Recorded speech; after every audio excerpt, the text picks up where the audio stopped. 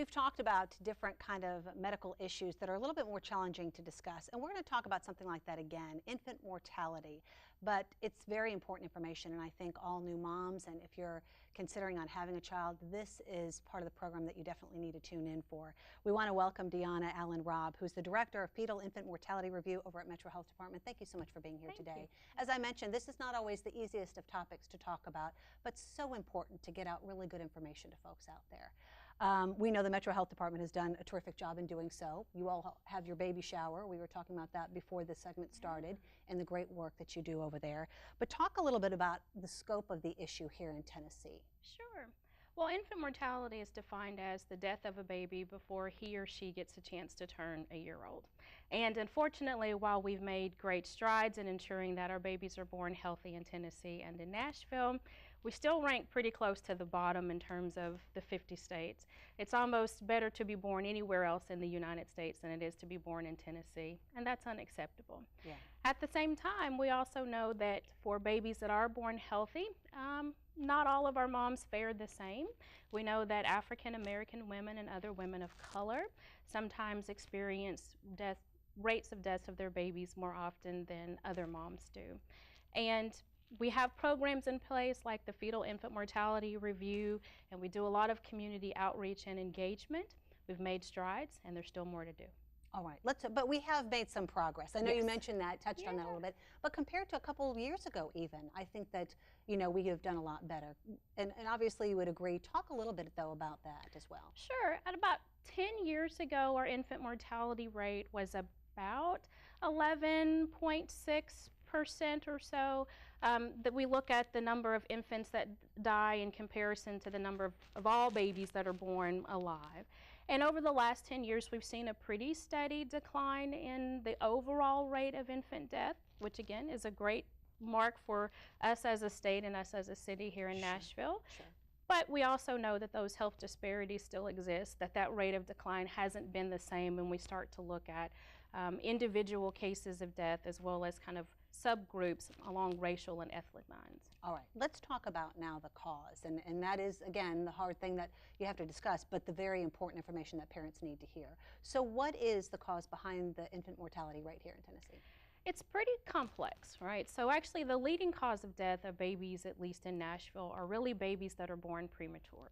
And those are the babies that are born too soon, so the mom doesn't get to carry the baby all the way to 9 months or to 38 weeks gestation. And those babies that are born too soon are oftentimes born at a very low birth weight.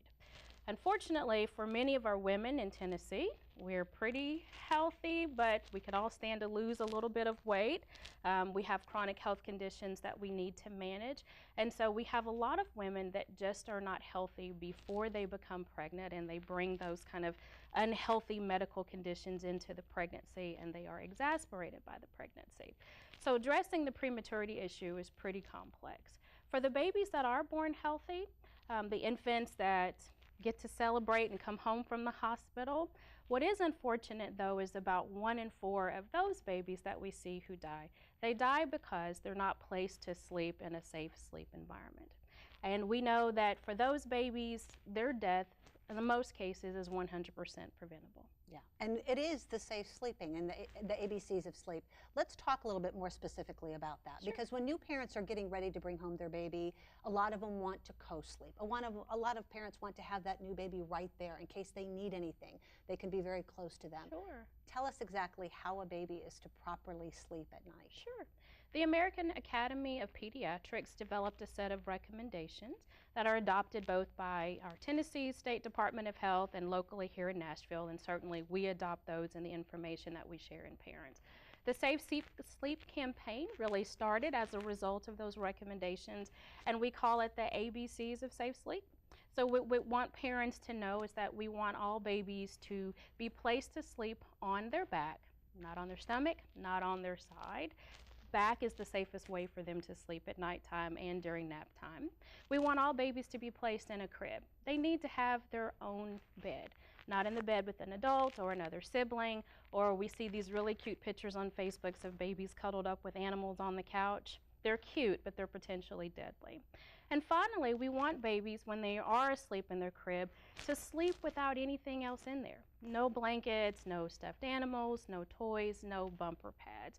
If parents are concerned about their baby being cold, there are wonderful onesies, and there's also a really great product called a sleep sack that we encourage parents to purchase, that they can kind of zip the baby in, and it ensures that nothing gets near the baby's face while he or she is asleep. Yes. What about that great motherly advice that you might get? Things were done so differently back in the day.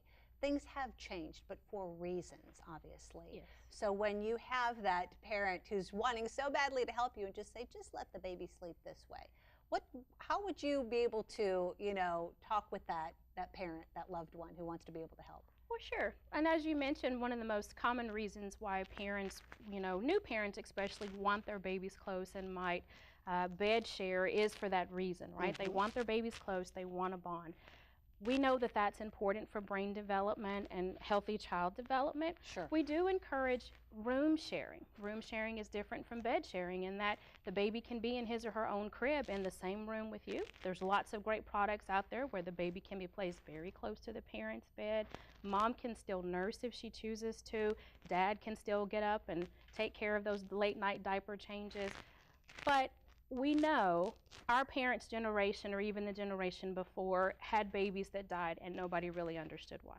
We've had advances in our medical knowledge and in our public health knowledge that really helps us understand that a lot of those deaths really could have been prevented if babies were properly placed to sleep. Absolutely. We encourage parents not to take the risk of just that one time, because that one time might be the one time that that baby stops breathing. So well said. Deanna Allen-Robb from Metro Health Department, thank you so much for your time today. Thank you.